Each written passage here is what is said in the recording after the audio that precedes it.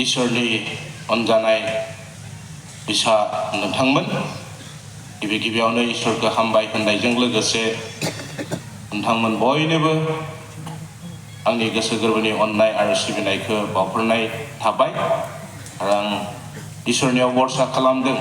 आरो आरज गाबदों जे BBCनि सिङाव थानाय बा जोंनि बे बुहुमाव थानाय गासै जों ख्रिस्टान माहारिफोरनो जेन इसोरा बोर होयो आरो बिब्दिनो इसोरनि खामानि मावनायजों लोगोसे समाज सिबिनाय हाबाफारियाव जाहाथे जोंनि फोथायारिफ्रा गोख्रोङै आवगायलांनो हायो बिनि थाखाय बोर होथों